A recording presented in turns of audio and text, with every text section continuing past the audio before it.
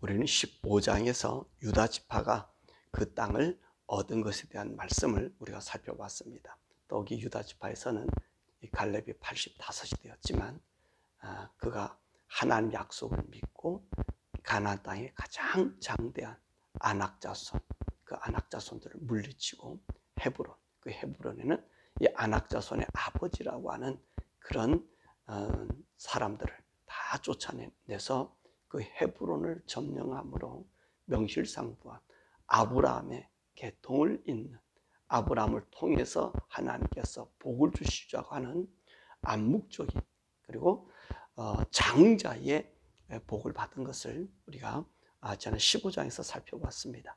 오늘 16장입니다. 요셉 지파의 땅에서 이제 에브라임 지파의 땅에 대한 말씀을 우리가 함께 배우려고 합니다.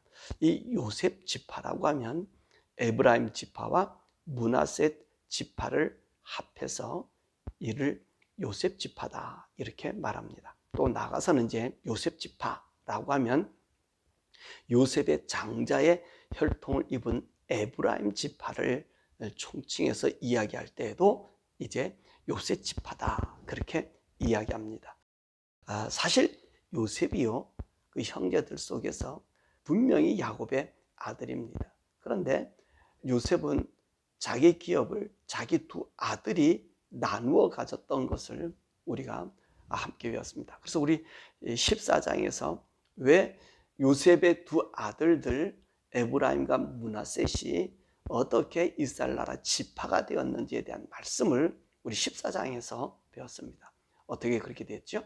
야곱이 임종하면서 요셉의 두 아들을 내 아들이다 이렇게 이야기해서 그 에브라임과 므낫셋을 르벤과 시므온처럼 내 아들이 될 것이다 라고 야곱이 그렇게 축복했습니다. 그 축복에 따라서 이제 이스라엘 나라는 따지면 10지파가 되지 않나요? 레위까지. 그런데 하나님께서 성막을 주시면서 레위는 이스라엘 장자를 대표하는 특별 지파로 이제 구분해 가고, 그러다 보니까 11지파가 되잖아요. 그 11지파에 바로 에브라임 그리고 므낫셋이 들어감으로 말미암아 12지파가 된 것을 우리가 함께 살펴보았습니다. 그러면 오늘 이 요셉 지파라고 하면 이제 에브라임과 므낫셋 지파를 얘기하는데, 이 16장에서는 요셉 지파라고 해서 에브라임과 므낫셋 지파에 대한 말씀을 우리들에게 해주고 계십니다. 그런데 이 므낫셋 지파 중에서 지금 가나안 땅을 분배받는 지파는 므낫셋 반지파, 므낫셋 반쪽 지파가 이제 가나안 땅을 제비를 뽑아서 갖게 됩니다. 므낫셋 반쪽 지파, 반지파는 벌써 이미도 요단 동편에서 르벤 갓과 함께 그 북쪽에 있는 땅을 얻게 되었습니다. 그래서 므낫셋 지파 반이 이제 요단 동쪽의 땅도 있고, 이제는 므낫셋 그 동쪽 땅을 차지하지 아니하는 나머지 므낫셋 반쪽 지파가 들어와서 가나안 땅을 차지하게 되는 것입니다. 그래서 오늘 16장의 말씀 보면 이제 이 이스라엘 나라에 들어온 므낫셋 반지파의 영지가 어디 있는가라고 하는 말씀도 함께 해주고 있습니다. 그래서 오늘 통틀어서 요셉 지파라고 말해주고 계신 것입니다. 그래서 16장 1절에서부터 4절의 말씀은 요셉 지파의 땅의 경계에 대해서 말씀해주고 계십니다. 여리고 곁 요단 강가에서 베델까지, 베델에서 루스, 아다롯, 벳호론에서 바다까지. 이 바다라고 하는 말은 지중해를 이야기하고 계신 것입니다. 그래서 이것을 얘기하면 여러분들이 좀 적하니까 이 에브라임의 영지는 어떤 영지나 또 므낫셋의 영지는 그 지파들과의 어떤 경계를 가지고 있나 하는 것을 우리가 보면 쉽습니다. 그 지파를 보면 에브라임의 영지는 남쪽으로는 베냐민과 경계를 두고 있고요, 또 단과 경계를 두고 있습니다. 그래서 북쪽에는 이제 므낫셋 반쪽 지파와 경계를 이루는 땅이 에브라임 지파가 얻은 영지라는 것입니다. 사실 이 이스라엘 지파에서 이 에브라임이 지파가 차지하는 비중은 아주 큽니다. 왜 그러냐면 이스라엘 나라의 장자 지파라고 얘기하면 르벤입니다. 르벤이 장자임에도 불구하고 장자 역할을 못해요. 그 장자가 빼앗겨져 버렸죠. 그 빼앗긴 장자가 누가 되는 거죠? 요셉이 되는 거예요. 요셉이 장자가 되어서 야곱의 복을 받게 됩니다. 그래서 장자의 명분을 얻은 사람이 요셉이에요. 그런데 야곱이 죽으면서 오늘 에브라임과 므낫셋을 자기 아들로 삼으면서 요셉에게 내려가는 복을 오늘 이 두 자녀에게 쏟아부은 것입니다. 그런데 공교롭게도 이 야곱은 이 요셉이 낳은 므낫셋이 맏형임에도 불구하고 차자인 에브라임을 요셉의 장자권의 복을 허락해버린 거예요. 그래서 이스라엘 나라의 장자권의 행사를 하는 사람이 누구냐면 바로 에브라임입니다. 물론 우리가 지난 시간 유다에 대한 이야기는 유다의 장자권을 얘기했습니다. 그런데 유다의 이 장자권은 나중에 영적인 장자권으로 메시아가 올 수 있는 길을 얘기했지만 육체적인 실질적인 장자권을 누린 사람들은 이 다윗이 나타나기 전까지, 다윗이 이스라엘 왕국을 이루기 전까지는 이 에브라임이 주된 역할을, 이 장자 역할을 해요. 그래서 이 할아버지 축복으로 말미암아 에브라임이요 이제 이스라엘 나라의 중추적인 역할을 합니다. 바로 이 에브라임 지파에서 나온 수장이 누구지요? 바로 이 여호수아예요. 여호수아는 에브라임 사람입니다. 그러니까 보세요. 모세의 종으로 가서 모세에게서 하나님 말씀 훈련을 잘 받고 난 다음에 모세의 뒤를 이어서 이스라엘 모든 백성을 가나안 땅으로 인도한 사람이 누구지요? 그 유다 지파가 아니에요. 레위 지파가 아니에요. 바로 에브라임 지파예요. 에브라임 지파의 수장인 여호수아가 이 이스라엘 백성을 다 끌고 가나안 땅으로 인도에 들어간 것을 보게 됩니다. 그러니까 이 에브라임 지파는 이스라엘 그 12지파에서 막강한 힘을 가지고 있는 거예요. 권세를 갖고 있는 거예요. 그래서 에브라임 지파에 실로가 있잖아요. 하나님의 성막을 거기에 두고 있었던 거지요. 왜? 오늘 에브라임 지파가 중요하기 때문에. 더 나아가서 이 에브라임 지파의 역할이 또 어디 있죠? 남북 왕조가 갈라질 때에 북왕조 10개 지파의 그 수장이 누구냐면 이 바로 에브라임이에요. 그러니까 이스라엘 백성들 중에서 이 에브라임이 차지하는 비중이 아주 컸다는 것입니다. 이렇게 역사적으로 이스라엘 백성들 중에서 가장 힘이 있었던 이 에브라임 지파, 이 역할이 컸다는 것입니다. 그리고 이 에브라임 지파가 오늘 이 땅을 차지하면서 정말 장자의 모습을 보였다면, 힘 있는 모습을 보였다면 아마 이스라엘 백성들 이 땅에는 우상이 없을 수도 있을 것입니다. 바로 이 문제점을 10절에서 얘기하고 있잖아요. 에브라임이 이 땅을 정복했습니다. 가졌습니다. 그래서 오늘 자기에게 준 영토를 차지했습니다. 근데 이 에브라임 지파는 어떤 지파예요? 강력한 지파예요. 힘 있는 지파예요. 그런데 오늘 10절의 말씀 보니까 그들 가운데 가나안 족속 게셀을 쫓아내지 못하고 함께 거주하며 이 게셀의 사람들을 종으로 삼았다는 것입니다. 이것이 문제점이라는 거지요. 신명기 7장 2절에 우리 하나님 뭐라고 말씀하셨어요? 너가 가나안 땅에 들어가면 그 가나안 땅의 사람들을 불쌍히 보지 말라고 그랬어요. 긍휼히 보지 말고 모두를 다 죽여라. 그렇게 말씀했습니다. 그런데 이들은 이 하나님의 명령을 철저히 수행하지 못했습니다. 왜 그럴까요? 오늘 이 게셀 족속이 강해서일까요? 물론 그럴 수도 있어요.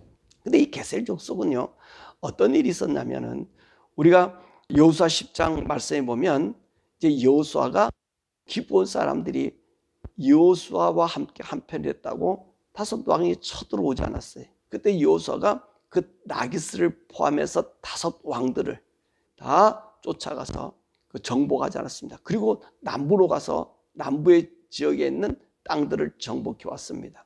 그때 오늘 게셀 왕 호람이 라기스 왕을 위해서 출정했어요. 그 병사들을 데리고 출정했어요. 그러다가 어떻게 됐습니까? 여호수아의 군대 위에서 거기 참석했던 사람들은 다 멸절됐어요.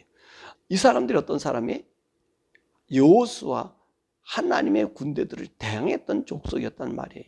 그런데 오늘 이 사람들 나머지 잔당의 땅들, 큰 영토의 큰 부분을 차지했지만 나머지 제비뽑기한 부분에는 안드까지 거기에는 가나안의 7 족속들이 함께 거주하고 있었단 말이죠. 그럼 이제 하나님 명령을 받은 이 지파들은 그 땅으로 가면 어떤 일을 해야 돼요? 나머지 잔당의 가나안 사람들 모두를 죽여야 되는 거예요. 모두를 살려두면 안 돼요. 참 어떻게 보면 하나님 너무 잔인하잖아요. 왜 하나님 이렇게 사랑의 하나님이고 좋은 하나님인데 왜 가나안 족속을 다 죽이라 했는가? 그 사람들은 죽이라고 하는 이유가 뭡니까? 하나님 말씀하잖아요. 너희들이 만약에 그 땅에 그들을 남겨두면 너희들이 올무가 되게 되어서 이방신을 섬기게 되고 종국적으로는 타락하게 내가 떠나게 될 것이라고 말씀하신 것 아니에요. 그래서 그들의 근거지 그 모든 것을 없애야 되는 거예요. 만약에 그들 여인을 받아들이고 그들과 함께 살면 반드시 너의 가시가 될 것이고 너희들에게 고통을 주기 때문에 결코 그렇게 하지 마라. 그러니까 다 멸절하라고 했는데 오늘 이 에브라임 이 지파가요 그러지 않았어요. 이 게셀 사람을 어떻게 했냐면 여기 말씀 보니까 10절에 뭐라고 했습니까? 그들을 공물을 받는 그들을 노역자로 삼고 있었다는 거예요. 종으로 삼고 있었다는 거예요. 그러니까 이거 어디 보세요. 이 사람들을 통해서 어떤 일을 하는 거예요? 수익을 얻기 위해서 이들을 종으로 삼았다는 것입니다. 왜냐하면 게셀 왕 호람이 이미도 벌써 라기스 전투에서 자기들의 군사들의 많은 사람이 죽었어요. 나머지 부분들이 남아있단 말이지요. 그러니까 이 남아있는 사람들의 힘이 없게 생기니까 이들을 종으로 살면 좋겠다. 근데 아마 기브온 사람들의 모습을 보고 그랬을는지도 몰라요. 기브온 사람은 장대한 사람이에요. 자기들이 항복해서 돌아와서 어떤 일을 한다 그랬어요. 성막에 물을 깃고 나무를 패는 그런 사람 되다 보니 생각해 보세요. 이 사람들 죽이지 아니하고 이 사람을 통해서 우리가 이득을 보면 좋겠다. 그래서 자기들의 노역을 삼았다는 말입니다. 자기 할 일을 그들에게 주니까 자기들은 편하지요. 아마 이런 목적으로 일들을 행했다는 것입니다. 이것이 오늘 에브라임 족속의 문제점이 되는 거지요. 왜냐하면 하나님의 명령이 어겨진 거예요. 보기에는 얼마나 좋습니까? 그들이 우리 종이 되고 우리의 하라고 하는 대로 그 명령대로 다 수행하니까 우리에게는 얼마나 수익이 많이 나겠습니까? 에브라임 지파가 그것을 생각한 거지요. 그래서 이들을 살려두고 자기 이익을 위해서 이들을 이용한 것입니다. 그런데 결론적으로는 이것이 어떤 일이 되어진 거지요? 하나님의 명령을 어긴 것이 되고 이제 사사기가 하면요. 이들이 어떻습니까? 이들을 통해서 쫓아내지 않은 사람들을 통해서 자포나게 되고 자포나무 나무에 우상을 숭배되고 그리고 나서 하나님께서 그들을 떠나서 그들이 그들의 노예가 되는 것을 우리가 보게 되는 것입니다. 그래서 오늘 여기서 우리들에게 하나님께서 에브라임 족속을 통해서 보여주는 것이 뭡니까? 참 에브라임 족속은 그 조상 요셉이라고 하는 훌륭한 부모를 두었지만 그래서 기득권을 갖고 있지만 하나님 말씀에 철저히 순복하지 아니하므로 여러분 어떤 일이 생겨요? 오히려 하나님을 배역하는 무리, 하나님 반대하는 무리에 서게 되잖아요. 그래서 이들이 어떻게 합니까? 북왕조 시대에는 우상 섬기는 땅으로 만들어버리잖아요. 하나님이 아무리 불러도 오지 않고 좋은 선지자를 갖다가 보내주어도 오히려 그들을 죽이고 멸시하고 하나님 말을 듣지 않는 우상의 왕국이 만들어버리는 것이 바로 이 에브라임 지파였던 것을 우리가 보게 됩니다. 그러므로 오늘 여기 있는 이 말씀 속에서 우리가 중요할 것은 뭡니까? 내게 이익이 난다 해서 세상과 연대는 안 된다는 것입니다.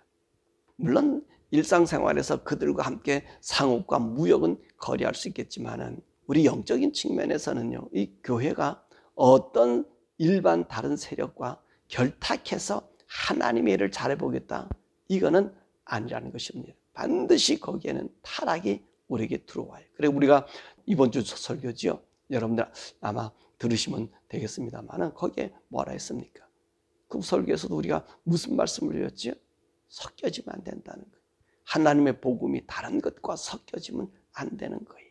그래서 하나님의 일을 하는데 다른 종파들과 연대해서 그리스도의 이름, 종교적인 연합이나 화합 그거 안 되는 거예요. 그래서 바울의 정신을 받자 그랬잖아요. 바울은 선교단체를 안 만들었던 것처럼 교회는 단체를 만들 우리 복음 주어진 사명대로 가야 된다는 말입니다. 왜냐하면 그래야만이 하나님께서 우리를 인도해 주셔요. 하나님이 기적을 볼 수 있어요. 그리고 우리가 타락하지 않아요. 근데 다른 일반 세력들과 교회가 연합해서 일하면 반드시 타락하고요. 우리가 기구를 만들어도 반드시 타락하게 돼요. 왜냐하면 그 기구의 장이 되려고 조금 커지면요. 길을 쓰고 싸움하죠. 여러분 교단 그렇잖아요. 교단이 얼마나 교회를 보호하고 아름답게 만듭니까? 근데 보세요. 그 총회장 된다고 싸움하고 여러분 이 총회장에 권총까지 등장했던 사실을 알잖아요. 폭행 사건이 나는 거 알잖아요.